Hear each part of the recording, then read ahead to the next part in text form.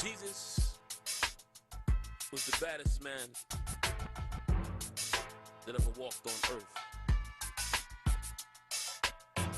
Listen to the words of Christ. He said, I am he who opens the door that no man can shut. He said, I am he who closes the door that no man can open. That's a bad man. Wow.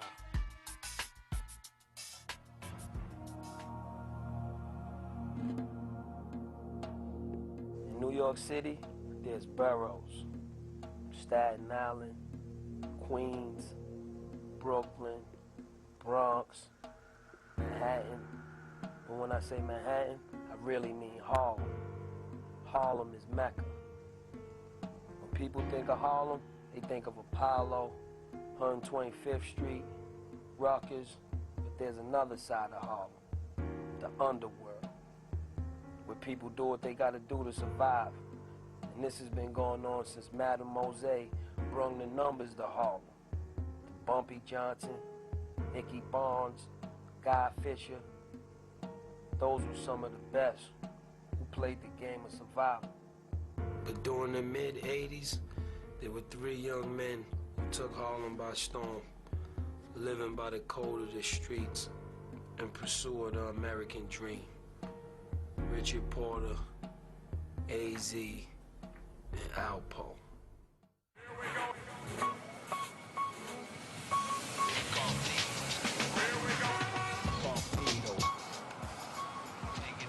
Rich boys getting, you understand what I'm saying? Lost, you understand what I'm saying? He like to gamble, he like to keep the fresh whips and all that. 2 vicious killers are in jail for life. It's a whole different world. The crap is fake. The niggas is fake. The police is fake. You know what I'm saying? All this shit is bullshit. These 3 cats, they had that already. Niggas, they had that way back deep in the early 80s, B. Who had that? Come on, Poe, Rich, A, or whatever, whoever was rolling with them, and it was like that, I'm saying. All this new stuff is just happening right now. They had that established already at that early age. So you saying they introduced that to the street? That's right. Nobody knew about that. They was getting bills when they were 16, 17 years old. 6 or 7 cars. AZ was a BB man. When I used to see them, I used to work in the shop. I used to install it for them. They used to come in, hit me over $100 bills a tip. That was my highlight. But again, we were the only place. And after that, you know, they created more businesses. Everybody was getting money back then. Every block in Harlem, you know what I mean? It wasn't like one nigga was getting it, and 2, 3 niggas was getting it. The whole Harlem was getting it. It was like an economy. You know what I mean? Everybody knew who everybody was, and bottom line, that's how niggas was rolling. It was rich and out. They was getting money. They were young guys, and they was getting money. And just the things that they had, and the cars that they had, and their style, you know, they was just doing the wild thing. Back in the 80s, there was a gentleman, young fella called Junior, that used to come in here and buy cars. Junior, I haven't seen him in I don't know how long. And he used to come in here and buy cars for cash. Saw a car on the floor, and he liked it, and say, I'll take it, and come back a couple of days later, have the cash, and buy the car. He had a couple of friends that used to hang around outside. I believe their name was, one was Rich and the other one was Alpo. Me and Rich, another highlight, going out to the Porsche deal with about 70, 80 in the brown bag from the car dealer. Yo, let me get 2 joints, man. We trying to get up out of here today. I mean, I can recall one day going in a dealer with a magazine and shit, you know, and I wanted the car in the magazine, fuck the cars that was on the floor. I go in there with the magazine, like, yo, I want this one in the magazine. Fuck that shit on the floor. And the year might have been 86, but I wanted the 88 joint, you know what I mean? Because we was playing on some hurt. Gotta hurt each other. We gotta what? Bust out with this, bust out with that. And you know, think futuristic and get some 88 shit on these niggas. And took the money in there, 50,000, yo, I want that joint right there. I got 50, man. I know that shit ain't gonna cost that much. If you can get it for me, whatever it is, you keep the difference. The dealer hearing that shit, he like, what? He make a few phone calls and he get you the joint. Now you the first nigga in the USA with the brand new 735.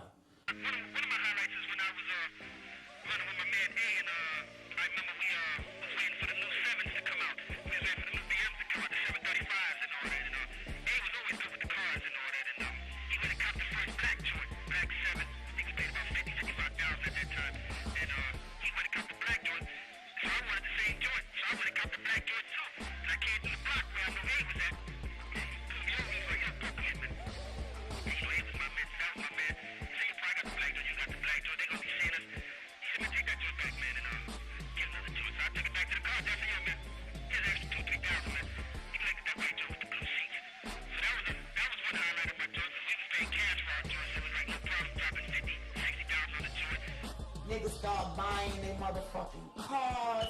Niggas is blowing the fuck up. Niggas is having more than one girl. Niggas is going to get beepers, cell phones. It's crazy right now. Hey, them niggas went from selling half a gram to getting 80 keys. You know what I'm saying? 100 keys. These niggas was hitting half a house, man. Made me want to hustle. Made me want to get money. Being fucked up, being broke, you know? Mom's on welfare. Welfare couldn't feed us, couldn't get us what we needed. You know what I mean? Going to school fucked up, broke. You couldn't really pay attention to class, motherfuckers snapping, whatever. You wanted to have the best of things and shit. You know, packing bags, wasn't doing it. I started working at the cleaners. And fucking with Rich. Rich was always in the game, doing little things to eat. Whatever it was, he kept himself with some money in his pocket. And holding things from like guns, drugs, and things like that. And the cleaners, and Mr. Jimmy, the cleaners owner, finding the guns and shit, firing me one day, and it's like let me out. I was fucked up. Yeah, AC was a different kind of me than that. You see, I was getting ready, at my age, I was damn near 60, I was getting ready to go back to jail again.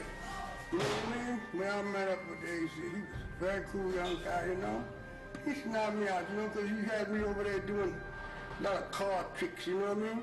And I could look at him like this, I was getting mad because he was doing shit that I couldn't understand, you know what I mean? He was a real cool kid, you know? He was working in Jimmy's tailor shop.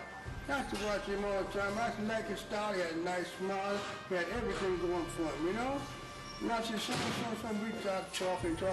Then I got busted, got flagged off again. I was about 60, about what? Plus 58 or 60, then I'm getting flagged. I got flagged off then, you know? And when I come back, I didn't fucking around. I looked at him, I told him to be very careful in what he's doing in this game because it's a bad game if you ain't got the right people with you, know? You don't have people with you that want money. You have people that want to be with you because y'all can get money together. Remember? And you got to remember this too in this game, especially in the narcotic game. You take some and leave some. You can never take it all. And the richer you get, the more able they want to get you. The police want you. The guys get envious of you. Everybody likes to get you too much. And if you do get a lot, don't let them show you that you got nothing. If you're nice to who you can, stay downstairs, you survive. Right, when we moved to 146th Street, that's where all of this really started, him and his hustle. 12 is really where the drug game started coming in. You know, before that, it was packing bags at the local supermarket, getting there early, being persistent with coming, having the best, like learning and clocking how fast the cashier might go, to know that this is the line that the people gonna get on, to know that this is gonna be how of a heavy tip he gonna get, to know that throughout the week, you know, I'm sticking with her, she be moving these customers through. That means that the more customers that come through, the more tips I'ma get. That was a hustle. And he knew how to like master a hustle. He would go pack bags, earn tips, get money from packing bags when he was like 9, to on Sundays to go get newspapers. He'll go buy his newspapers, Go to this newsstand, 148th Street, St. Nicholas. Go to the newsstand, buy all his newspapers. Go to like the privately owned buildings on Convent. It was beyond obvious that Richard Porter was destined for success from the age of 9 years old. At that early age, he understood the elements of capitalizing on the dollar.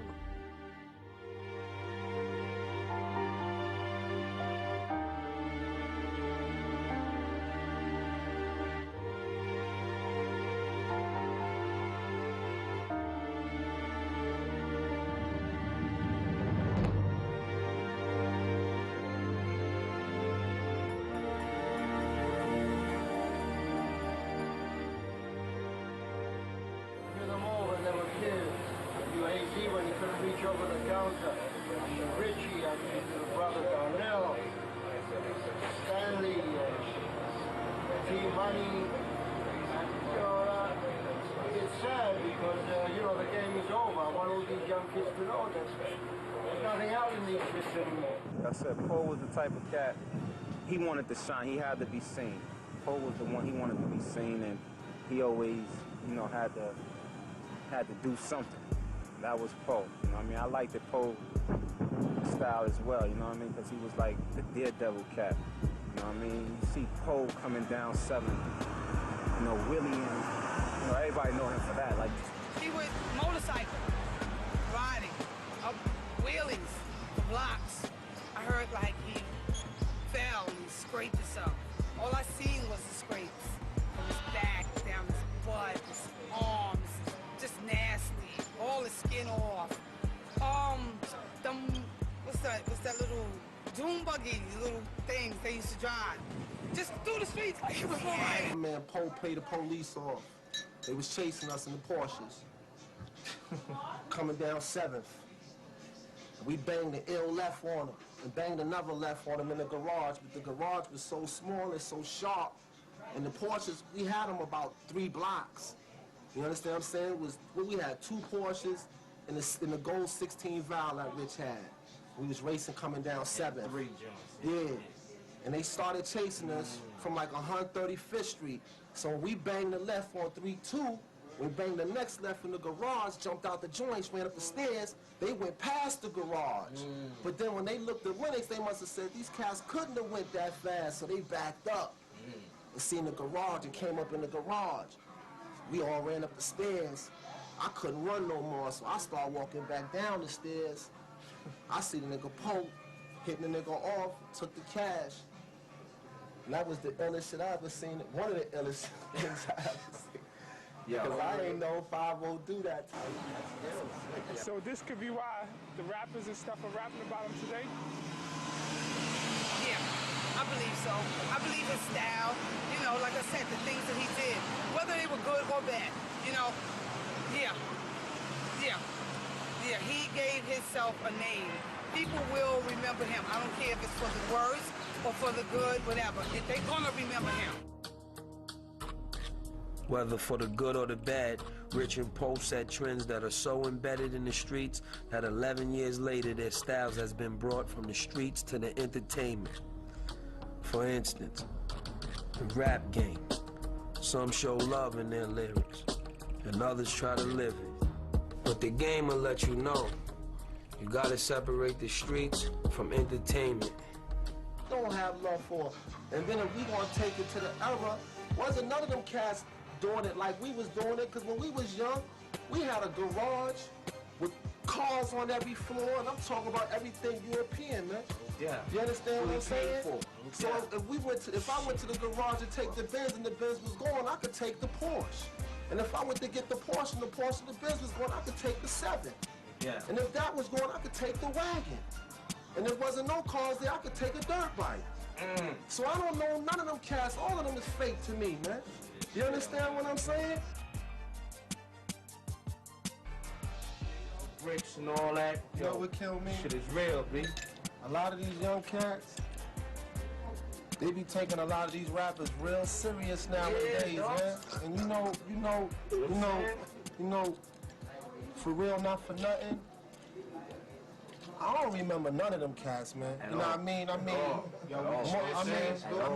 mean, for real, I'm saying I be hearing a lot of talk go on, you know what I mean, and about what they got and how much this costs and how much that costs and what this person got and what this person driving and I mean, I ain't seen nobody throw money in the air yet. These rappers hold no weight. It's a different world from this world and the rap world, you know? Bottom line, man. Yeah. It's a whole different world. This is what's real right here, and that's what they talking about it. Real niggas don't talk about it like that on wax, you know? The game sold, not told anyway. Bottom line. What really killed me the most is how they be like, well, I'm saying not nowadays, but how they used to just down the drug dealers this, drug dealers that. But now you got all the rappers, they acting like they want to be drug dealers, and then you got niggas that's drug dealers that just want to get out the game, and then you got these cats acting like they playing the game. And it's like, and then it's like they make it bad for people like us, cause it's like they make it seem like it's all right to live that life when it's like, but when it comes from us, it's basically we just trying to just let it be known that you can live that life, but this is what can happen if you live that life. So it's up to you, cause the ball is in your hand. Rap niggas is like, they're not really rappers no more. It's like, you know what I mean? They blending in on the street culture now. And they like taking hip hop from breakdancing and all that, putting it into, you know, crack buildings and bodies now. So it's like the realest rapper right now, I guess, is talking about crack and coke, huh? But my thing is, if you ain't never been on the street and so on and so forth, let's look for the brother that talks about having so much, man. That's the ones that I'll be like, you know, he frontin'. Because if you got it, you ain't got to brag about it. And if you did it, you ain't got to talk about it, man. Word up, it's already etched in stone. The street speaks, man. Everybody know who did what. A lot of cats, you know, they want to take niggas' names, flip it, bounce it and shit, you know, make records, Sugar Hill, never been in Harlem. Come on, shit is fake, man. It's fake, man. This whole game is motherfucking turning into WWF, man. Shit is like wrestling right now, man. Clowns in the ring, niggas diving off the turnbuckle, man. Trying to get a platinum fucking plaque, man. Shit is whack right now, man. That's why I do what I do, man. I be exposing niggas on my joints, man. And that's why niggas hate on me, man. If a nigga's fake, I expose them. I don't give a fuck, man. Real niggas gonna respect this interview, you know, because it's real. That's right, it's real. A lot of niggas died because of this, you know. A lot of niggas imitating Rich, Poe, A. A lot of niggas. A lot of niggas, you can't even say it's names. So many, it's so many, it's ridiculous. We ain't trying to say any of them niggas was the richest, but them niggas had the fame that went along with the game. But people chasing the money don't really see what they doing, man. They're too busy about money, like the labels. They don't care what you rap about. Honestly, they don't. Because if they did, the shit that's out there that was out there before wouldn't have been out there. If they censored that shit from the start, like, I can't let you play this. They just stop it, but they say, yo, will it make money? That's how they talk.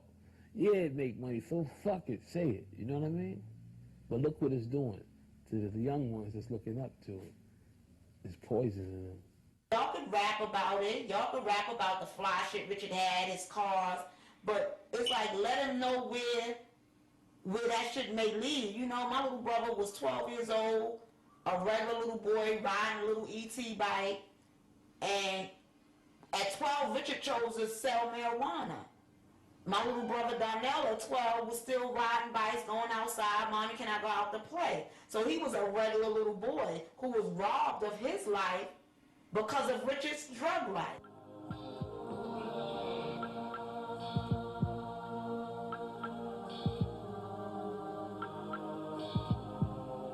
What's going on, blood?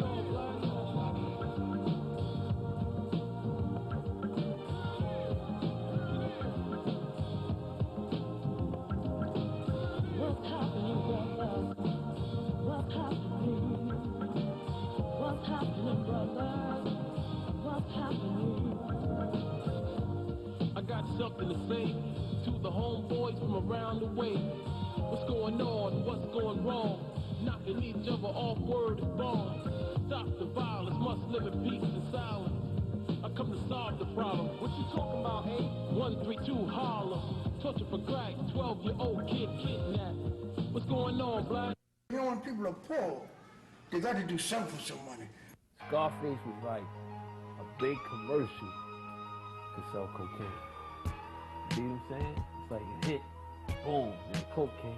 Movie industry has capitalized on this because for every major movie or drug movie or every movie that glorifies crime, okay, that just sends the message that, you know, this is the lifestyle, this is what you can do. You know, movie plays a major role on the direction they're trying to send a thought and shit. And I had to get caught up in that shit. Me and a whole bunch of others, I know for a fact, man. And I mean, people still look at Scarface to this day to get motivation to hustle. When you tell kids that they can't become something, or, and I don't mean it directly, but indirectly, and you're saying to them, look, education is not going to be the same for you. Economic breaks, not going to be the same for you. And you know what? You know what else they turn to? They turn to something that's an alternative, and all too often the alternative is the guy with the Rolex on the street, with the fancy car, the women and everything else, and they know what he's doing, he's selling drugs. That's sad. Education is the answer for the drugs. We always grew up around drugs, though, meaning me and my brother. You know what I'm saying? We knew what drugs was early on in the game. We knew what dope was, what dope fiends was. We knew what coke was, what cokeheads was, what pot. We knew all of that just from the environment that we was placed in. Me and my brother, Richard, we knew A almost half our lives. I'm 33. More than half my life I've known A. And him and Richard was friends first. You know, he found out I was Rich's sister later on through the thing, but him and Rich they went to school together. Alcohol came along like further down when everything was, and everyone was already who they was, everybody was already established.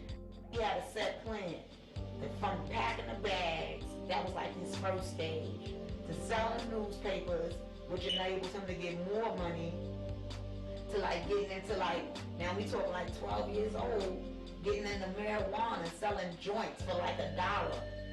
You know, then finding out that the white niggas that comes by his joints like some shit called hash, and he had a trick up his sleeve for them, like, well, these niggas coming way in from Jersey.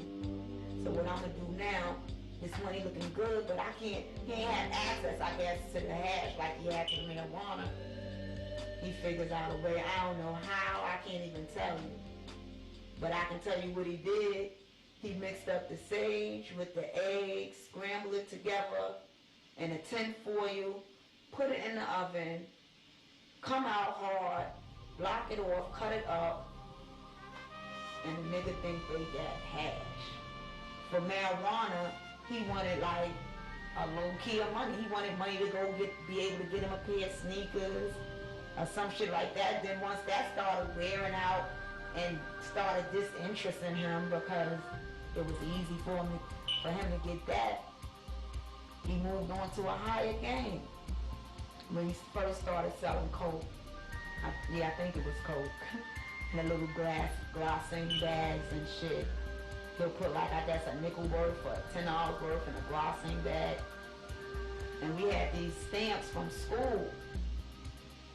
And just out of just playing and stamping shit, like, you know, back in the days in school, you do your work, you get excellent, very good. It was a stamp much better. He put the stamp on a glassine bag and called his shit much better and put it out there and killed them with the coke. Later on, when he started really killing them with, like, got more expanded with coke and like started being like a distributor, like hitting niggas, hitting this nigga going to this block, whatever.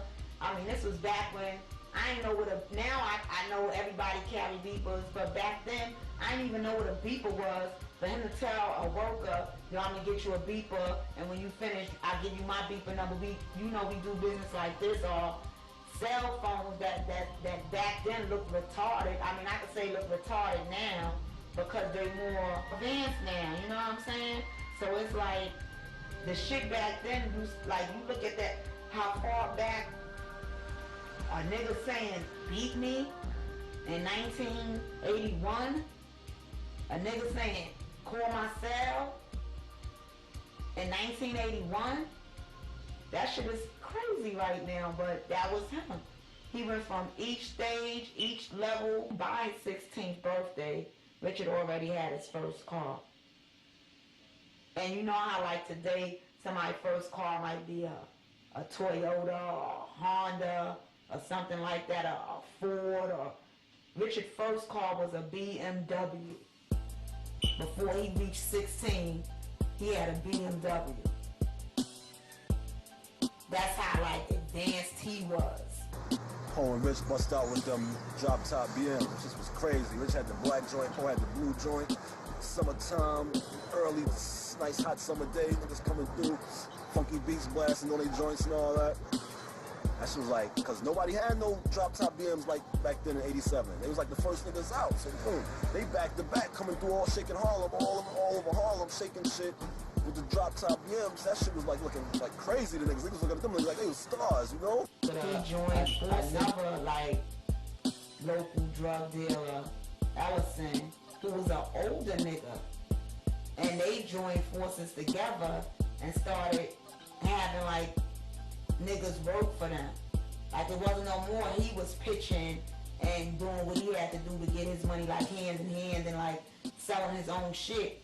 He joined forces with another nigga probably to like, maybe they both had the same idea, the same dream or whatever, to go out and buy something and like get it big and all of that, and then to say like, they started having niggas work for them. They was out there selling drugs, like they had like a certain amount of niggas working for them. Then to say like, Ellison went to jail and Richard kept right on going, that ain't stopped no flow for him.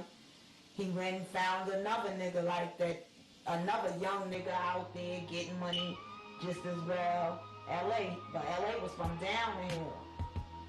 So now I'm thinking that this shit is getting serious because he moving around now. It ain't just about being on the hill no more. It ain't just about being up on the hill getting money. Now you done merged with somebody and done took it to a different block, a different location, not on the hill, down the hill, and then LA ended up getting killed. Now the shit is serious. AZ started like how Richard was with he was the boy packing bags and working in the cleaners and then trying to figure out a bigger way to get more money because Richard and Ellison and them was on the hill doing things, you know, getting money, having like the silver name chains, then it went to gold medallions and mopeds, and this like they was like setting trends for where other young men in the same neighborhood and in the same age group was like, damn, what could I do to get some more money too? These niggas is doing it. They started killing them. All right, Ellison, I went to jail. Richard down the hill with LA. They selling they shit. I don't know whether it was dope. I think they was into dope. They started getting into dope then. But they was down the hill doing their thing. And here go AZ up on 146 in St. Nicholas doing his thing with the blowing up off of this new gimmick, was selling like, you'll get like a bundle of 10 and he'll sell them for $20, and Richard was like, oh, that nigga's up there getting money, to where Richard started hitting him.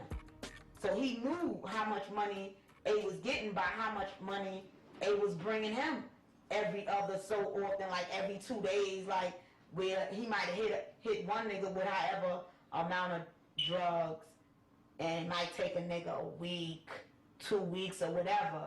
He was hitting A with the same shit, and A was coming back like 2 days later, like reeing up, like getting more drugs, like, and Rich like, what the fuck is he doing? Like, the fuck? And he like told him what he was doing, what his gimmick was. Richard in LA took that shit down the hill. That's where all the real money started getting made. How that's where all the money really started originating from. That gimmick on that coat. Cause niggas was blowing up on that shit. Buying cars, Like they was changing cars like they changed sneakers, you know what I mean? You know what I mean? Nigga had like 40-something joints, man.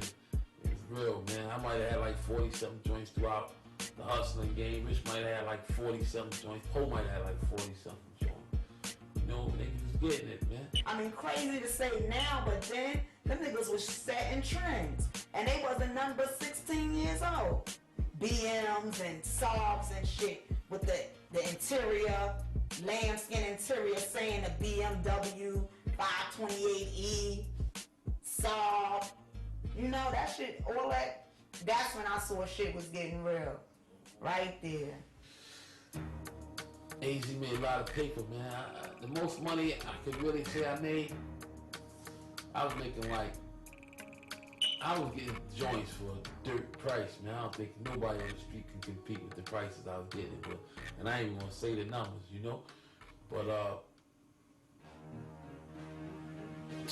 I was making at least about, I could make at least about $40,000, $50,000 a week profit, you know what I mean? And that's not even hard, going hard. If a nigga went hard, it'd been crazy in that, but I was the type that laid back and didn't play like that. I mean, I let everybody eat, you know? I could have played hard, but you know, I spread the love. Highlight moments, basketball, you know, they might be shooting jump shots for a G, you know what I'm saying to you? That was like funny, hey, he might have 150,000 in the trunk, they gambling.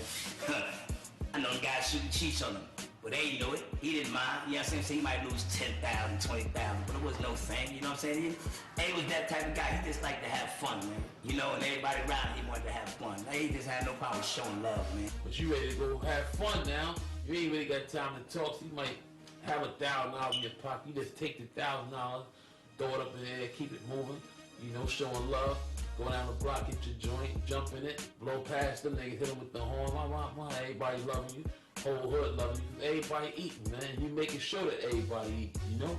Everybody ate. Ate fed a lot of people up and down 7th, up and down 8th.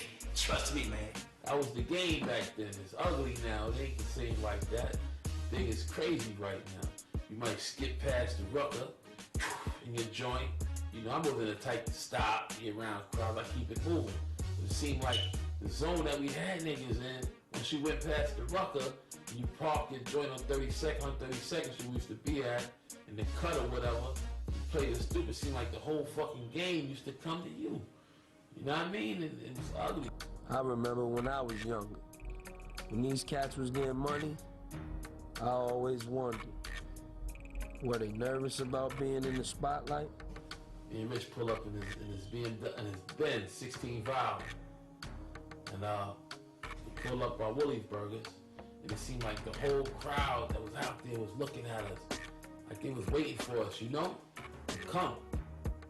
They was just staring at us, like we looked at each other once. Oh, you felt that? I said, Dick, pull off. He pull off slowly, you know what I mean? We pull off. He's like, yo, dog, man. It's crazy, you felt that? I said, did I see him going in? He said, me too. But the next day, we kept talking about that shit. Like, yo, dog, we gotta chill. This shit is crazy, man. This shit is crazy. Man, everybody's out. All the thugs, all the homie jacks, all the wolves is out to get these niggas. You understand what I'm saying? Because they young and they getting it. August 20th, 1987. That was the day I got shot. It didn't have to go down like that, you know what I mean? Being honest. You know, stick up, robbery. And shot like 5 people. You know?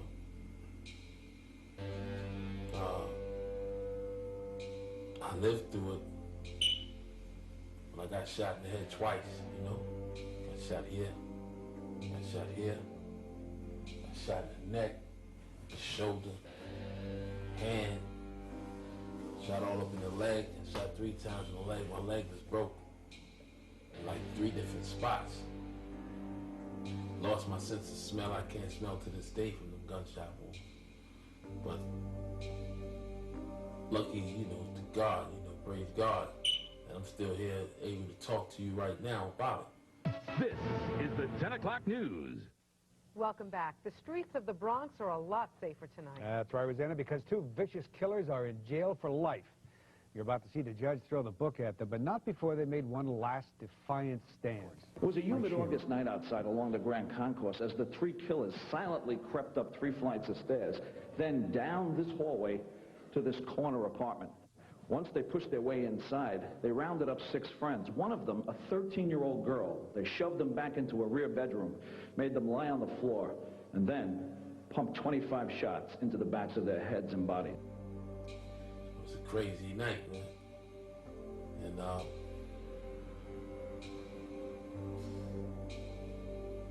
to live through it and to still be sane, to me, it's like, I gotta praise God, man. You know, every step I take through life from this point on, because I know it was him that was there with me.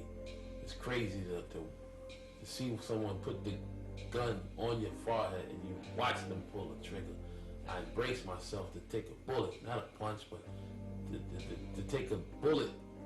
That embrace was so deep that God, like, I didn't even feel a gunshot when I left. But the body must have stayed there, and they must have kept shooting the body up. But I was gone already, bro. You know what I mean? I was in the light. And it was up to me if I wanted to live or not. And I asked God to let me live. And here's the results. I'm here right now, you know what I mean? But it was a crazy night. It's a night that I don't really want to speak on. All we worried about is the Yankees are going to stay in the Bronx. That's all we worry about. We're not concerned about human beings. And I hope he gets saved. You said your piece? I said my piece. Give me my time. I'm going to get out of here. Odds are Henry Bolden and Ronald Timmons will never set foot on a city street again. The brazen killers were sentenced to 112 years to life for the execution-style murders of 3 and the shooting of 3 other Bronx people in 1987. He sold crack, a chemical produced by the enemy. You didn't even produce the crack. Somebody produced it and brought it to you. If you got a little bit more money, you're snorting the powder, which you didn't produce. You mean to tell me the life of your brother, who's the glory of God, is not as valuable as a few pieces of crack cocaine? So you would kill a human being over that? You kill a human being over this? Over this? Put it down. Pour water on it. Put it in the earth. It grows nothing. Nothing. Gone. Nothing. If I lost it or threw it away, I can get it again. But if I sentence my brother to death, I can never bring him back from that condition, brother. The days of organized crime are almost history in this country. So what now you have the classic organized crime. And now what you have is a lot of mini-mobs, as I call them, different ethnic groups who are coming in to take control from the classic organized crime families, if you will, because they're all in jail. You know why they're in jail? Because of the informants. You know why these young guys from the mini-mobs are going to be in jail? Informants. The world is full with them. The FBI, the DEA, your big state prosecutors, they have such resources to infiltrate these groups, it's just a matter of time. So what are you doing? So you're gonna party for a few years in Hood State's prison for 10 or more? It doesn't pay. If you're lucky enough, Yeah, if you're it lucky doesn't enough pay. not to be taken out by a rival drug dealer. Yeah, I mean, and then the gang violence is just getting worse. Worse, it's just surpassing what the mob did. So it's almost violence for the sake of violence. And then you get the government that if they perceive you as the enemy, they're going to get you, they're going to come after you, they're going to try you once, twice, 3 times until they got you. And they don't care how they do it, they're going to do you. They want you, they're going to do you. Minorities, not only Afro-Americans, but Hispanic Americans, who are involved somewhat in the drug trade, are receiving sentences in a lot of instances that is totally inappropriate and totally excessive. In states like New York that has the Rockefeller laws, I mean, you've got insane sentences that have been handed out there for not so serious crimes. The whole idea of punishment, of a sentence, has shifted from what it should be, which is in the case of rehabilitation and punishment, to strictly punishment. It's become a political thing. The far-right wings of certain political parties, in my opinion, use this for their campaigns. But what the effect of it is to take a lot of the youth of America that, yes, doing the wrong thing, okay, but paying too much of a price for it. He gets taken down. You don't follow him into the system. You don't follow him into trying to make bail. You don't follow him into coming to his lawyer with a lot of money. You don't follow him into his family not eating, or his kids are back out in the street because he can't make bail, or he can't afford the attorney he needs. Because eventually you're going to get into trouble. And then, before you do any of that, go see a lawyer and ask him, if you get caught, what am I facing? And he or she will tell you. If you're doing crack on the federal system, mandatory minimum, 5 years and up. Some offenses are 10 years and up. I mean, this is like crazy. A young kid could blow his 20s and 30s in jail for a first offense.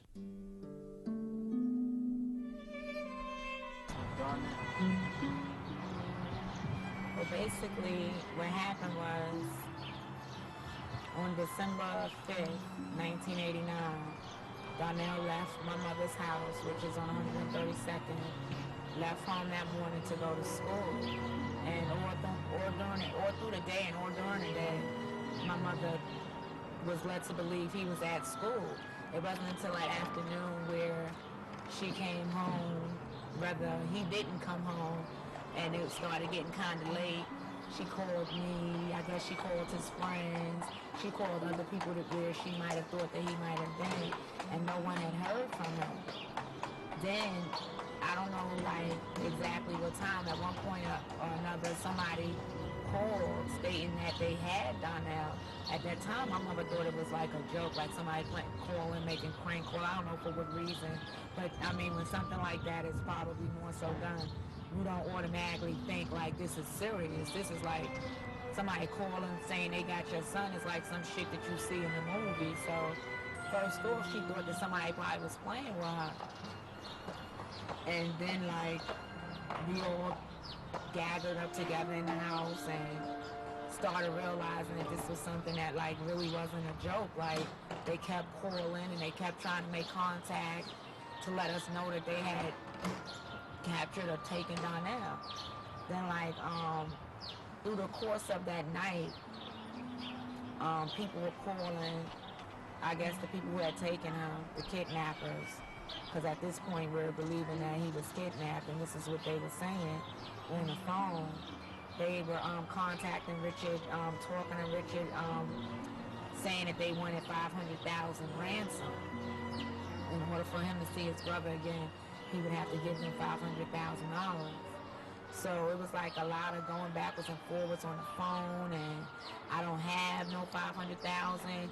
At one point or another, they even lowered it to $350,000, and they were still on the phone negotiating and saying, you know, playing tapes. They had played a tape of my little brother. He was saying that somebody had them and they want Richard to pay some money to get him back. That was a tape recording of him.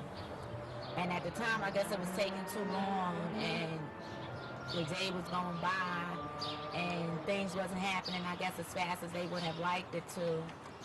I guess to show Richard that they weren't playing and that they were dead serious and that they had him for sure, they told him to go to McDonald's on 125th Street in Broadway, to go into the men's bathroom and look up underneath the sink, and there would be something there for him.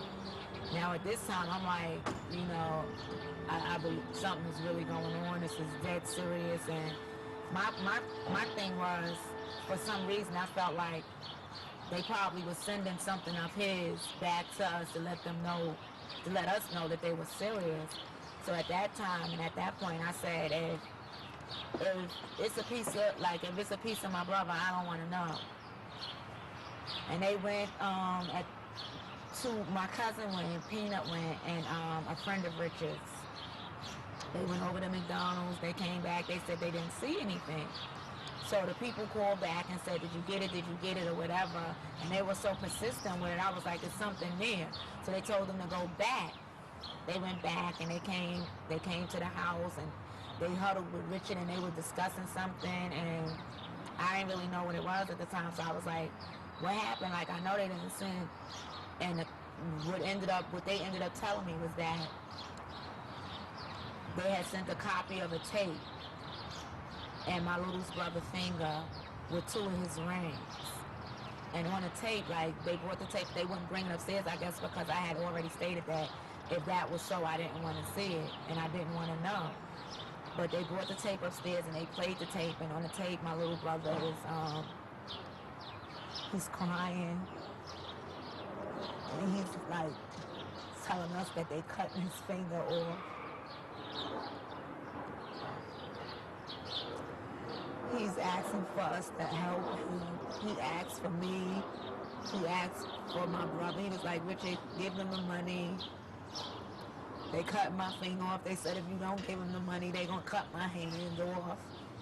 So at this time, like, through the whole, from the beginning, there was no police contact. We hadn't contacted it. It was just like family who knew what was going on. Family and friends. So they telling us the whole time, don't contact the police. They'll know when the police will be contacted because they watching us. But when they sent his finger back, it scared me. And I'm like, this is serious. Like, this is something that we can't really, we don't know what to do. We never dealt with nothing like this.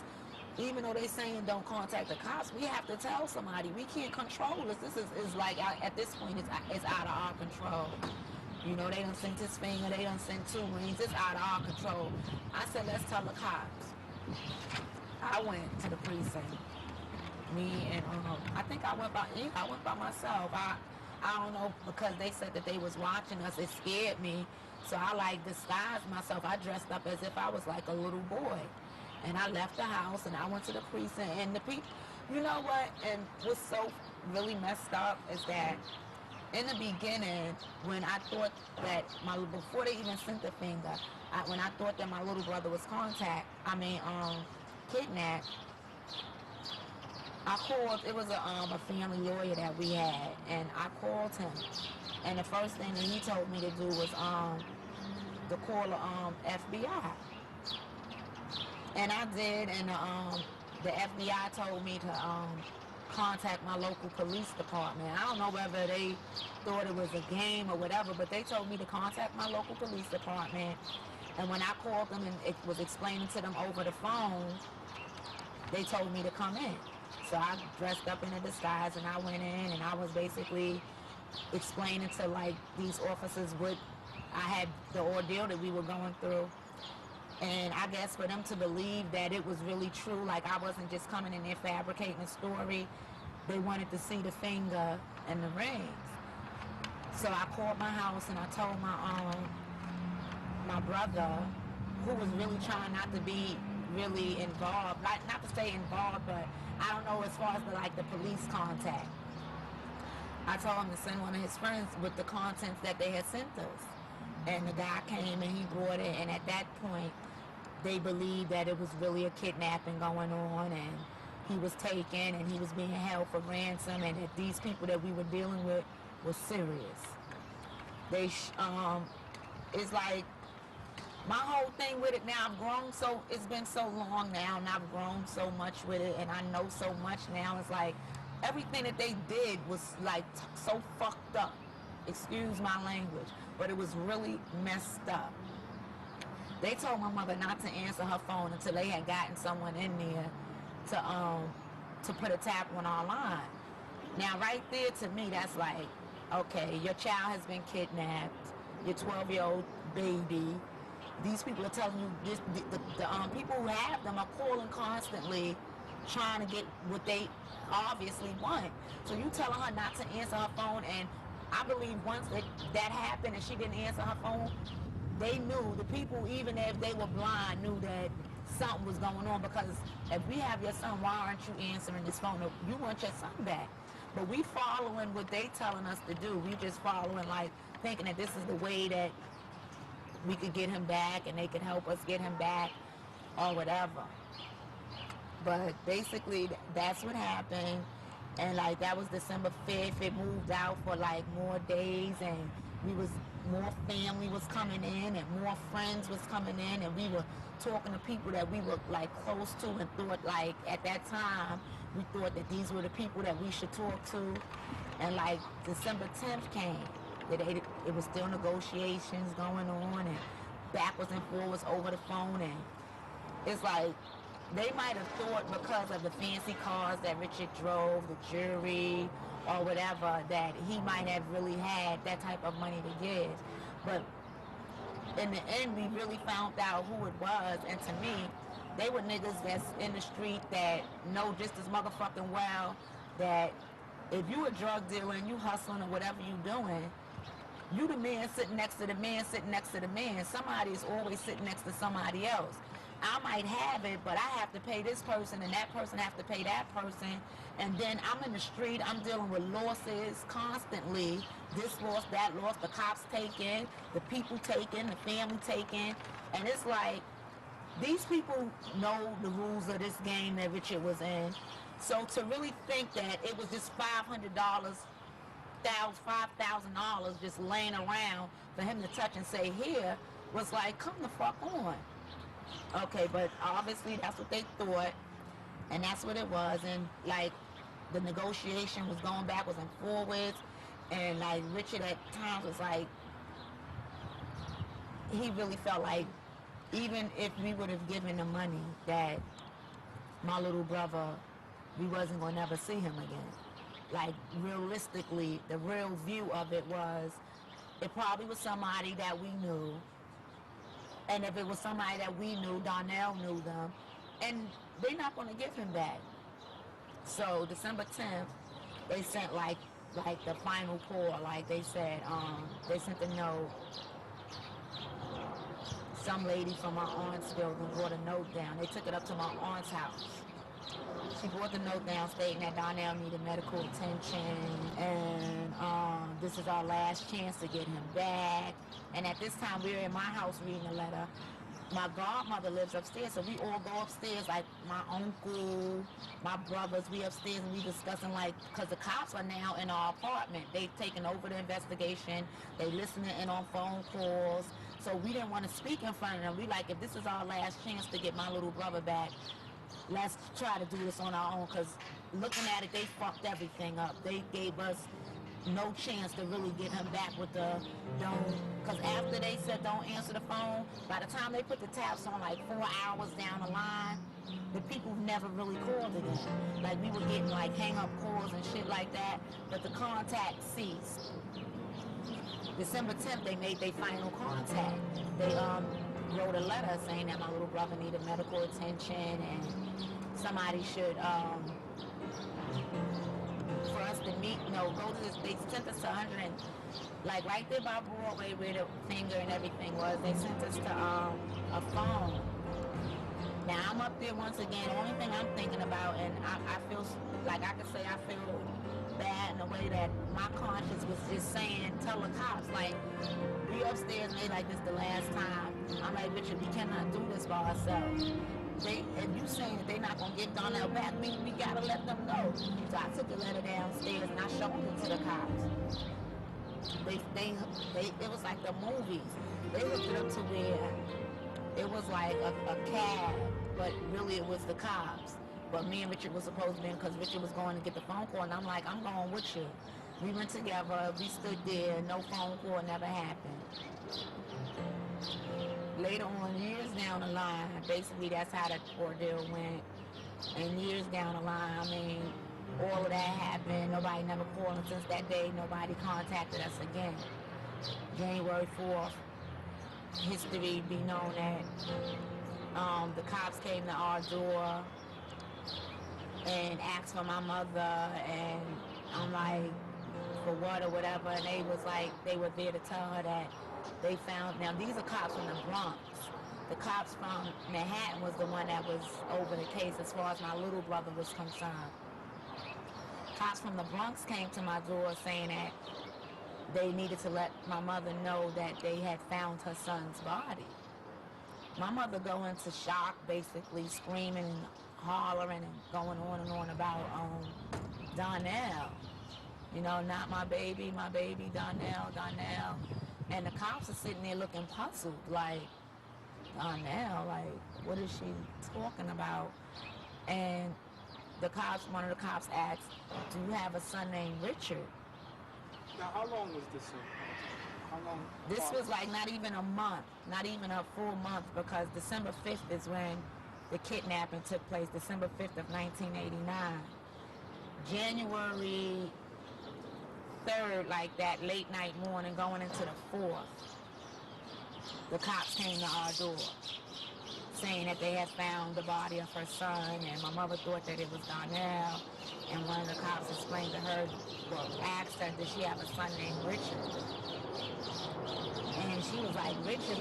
She was like, yeah, we believe, they said that they believed it to be the body of her son Richard. And I'm like, totally fucked up, like, no, I just spoke to my brother, and it ain't my brother. And I went like, cause I was so trained at the time, since the cops were inside with us, to go to my aunt's house and beef him or page him, whatever. That's what I did. I like went, woke my aunt up like, I gotta be Richard. They talking about Richard is dead. And I know my brother's not dead. I just spoke to my brother. So I goes into her house, I beef him, and I'm sitting there and I'm waiting by the phone. And I'm like, my brother's gonna call me back, cause he always call me back. I'm like, Daddy killed my brother. No, not Richard. So come to find out, like the next day, me and my father went down and we identified the body. And it was Richard because he had a license that said his name was Richard Thomas. So I'm like, somebody probably stole his wallet. Somebody probably robbed him, took his wallet, and that person got murdered and they think that it's Richard. So me and my father went down to the morgue, and it was, in fact, Richard. So now we have to deal with my little brother still hadn't had no contact, hadn't been seen or heard of from nothing. We still, like, Christmas came, he was like, oh, they're gonna give him back for Christmas. Christmas came and left, the New Year's came. It was just me, Richard, and my mother. We was like, oh, they're gonna send him back for the New Year. The New Year came and left. And January 4th, right after the New Year, they said Richard was dead. So now, okay, Richard's dead. We're planning his funeral and all, still hoping and praying that some type of way, through some means, the people who kidnapped Donnell would see now that Richard was dead, they couldn't get no money, that they would just send him home. Only for January 28th, early in the morning, my father calls me, he like, you up? And I'm like, no. He was like, nobody called you? I'm like, no. He was like, no paper, you haven't seen no papers or nothing? And I'm like, no.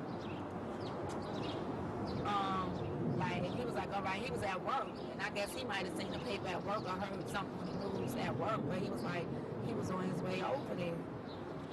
Before he could get there, 2 officers came that was a part of the kidnapping investigation. They asked me who I was home with and where was my mother. My mother was in the room with her boyfriend, so they asked me to go get him.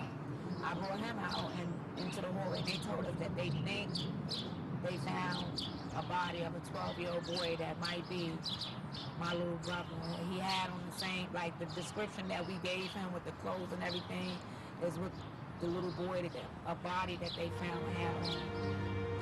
And they asked me, they told us when my mother boyfriend came out, they asked me that they think they found the body of a 12-year-old and would I be able to ride with them downtown to the morgue once again. So I go with them down to the morgue and the whole ride, like, I heard something on the radio saying, like, about a 12-year-old boy being found, and they switched it. like, I guess they didn't really want me to hear that because they didn't get into like the graphics of how he was found. They just said they think that this body that they found might be my little brother. The whole lot, I'm praying and hoping that it's really not. Like, it's like, God forbid that somebody else's child, it could be. Just, to me, just don't let it be my little brother. So we get downtown to the morgue, and they show me a picture of my little brother. It was gone now. And in some instance, like, because we had them buried Richard by then, this was January 28th, we buried Richard January the 10th. And it's like, I thought that maybe I would never see or hear of anything of Donnell again. And when they found his body, it brought some, like, at that time, some peace to me, because I was just glad that my little brother wasn't just out there somewhere without us knowing where he was or whether he was dead or alive, or that's just something that would have always, like, lingered on us. So it brought some peace that, okay, now we know. And we can bury him. Like, he don't have to be out there like garbage, because the truth of the matter, whoever did it, at that time, we didn't know who, but they left him in like 14 garbage bags, not separate pieces, because like when people got ready to pay, a lot of people who really didn't want to ask me, but they were saying he was dismembered, and which he was not. They were saying, and I guess the association with the dismemberment made people think that he was in 14 separate garbage bags. What they did was put one bag on top of another, which made 14 garbage bags in one that they had put his body in. And like through the investigation, we later found out that whoever it was who had taken him had very well preserved him, because he might have been in the freezers, what they was telling us, because his body was pretty well preserved. So, to come to find out who was behind them. Later on, like years, really when that happened to Richard at the time, like the family felt like who we know now, it was Alpo. Like even he like it was times where I saw him after that happened to my brother, and he couldn't even look at me. I remember seeing him on 127th and 8th Avenue. He was with some of my brother's so-called friends. They were all out there on 127th and 8th Avenue, and he couldn't even look in my face. I didn't know whether it was because he felt bad for me, or now I know it probably was just his guilt. But at that time, my mother said from day one through the door, Alpo killed my son. We were saying that it was Alpo. Nobody believed us. Like, nah, that was Rich Man. Like, he wouldn't have fucking killed Rich. Word up. Like, people thought that I was bugging, you know, for even saying that Richard Man did him some bodily harm. Like, that bugging the fuck out. Our point is niggas was still fucking with him. I used to be like, y'all better leave that man alone or whatever. I'm telling y'all, whatever. Nobody believed that it was him. Now, in current society today, is a magazine has come out to where he admits to killing Richard. Y'all want to ask you one question, Poe. What's up? It's kind of deep. If it's anything you regret through the whole time you was in the game, that if you could go back when you just started out being that Alpo, what would it be that you would change, man? The murders. Definitely killing Rich. If I could change that, if I was able to go back to that one, definitely that one. And the rest of them. I mean, because, like I said, my thing was get money and hit the holes, man. That's what I would do, man. But that murder thing, I never really felt comfortable with that, but I knew it had to get down. I knew I had to get down like that if I wanted to survive at that time. So if I had to change anything, definitely the murder. Everybody believed it. Everybody believed it. Come to find out, my uncle, Johnny, my mother's brother, first blood, same mother, same father, had plannings and was in on the kidnapping of my little brother.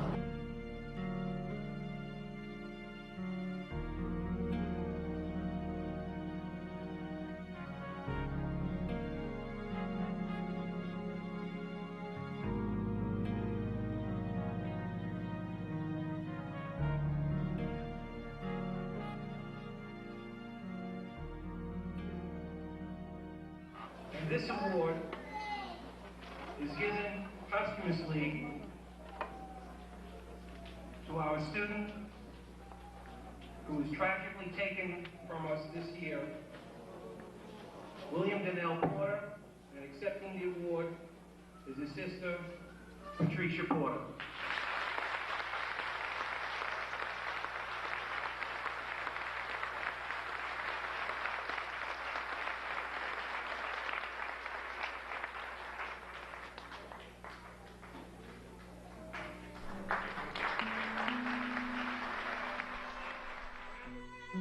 2 days after Donnell's funeral, a rainbow appeared over the block where he lived in Harlem.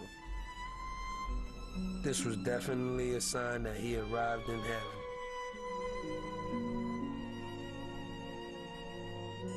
I was like 11 years old. The nigga showed me $100 bill. I never saw a $100 bill until I met Donnell, B. On some real shit, B. He used to have his little pouch with money in it, you know. I used to be like, damn, you take us to McDonald's, he asks you, whatever you want, man, get whatever you want. You can get 1,000 burgers, he ain't care. You know, if he had it, we all had it, B. That's how we grew up, B. The cars, the jewelry, the furs. It's like when you really think about it and you get to the bottom line, if I could give all of that in and just ask for my brothers back, I would. But I can't, so that makes me have the mentality to know that none of that shit means nothing. And it's like for all the young girls that might be seeking that and wanting that, to go get with the drug dealer, and that's my boyfriend, that's my man, that's not it. Go for yourself. You know what I'm saying? Do what you gotta do for yourself. As a young black sister, get your education, set some goals, strive for them, and go for them. Don't let no man block that, get in the way of that, or hold you back from that. You can have your drug dealer if that's your choice. You can have your man in the street if that's your choice. But do what you gotta do for self, and you'll be all right.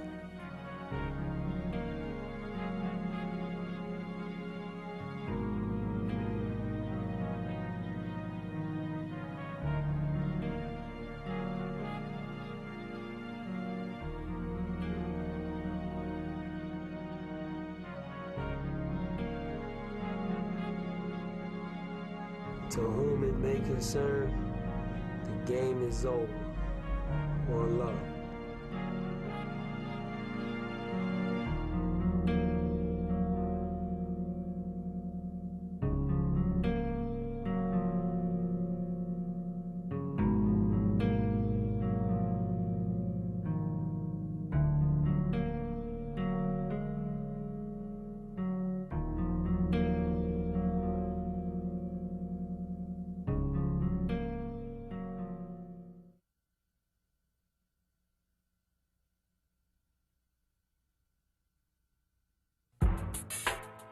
No weapon formed against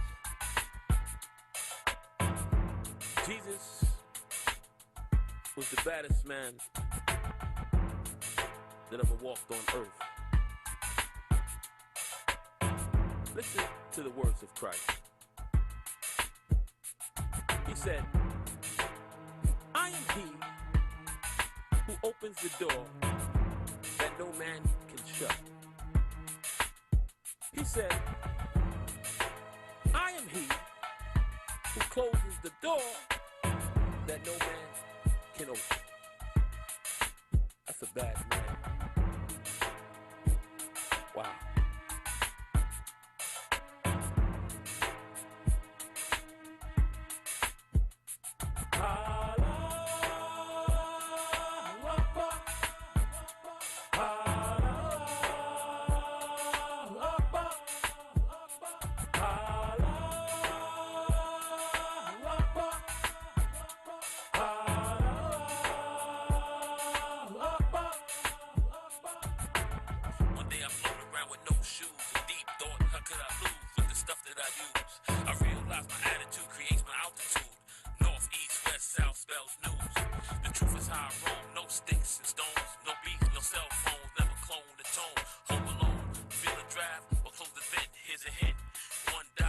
16 son government.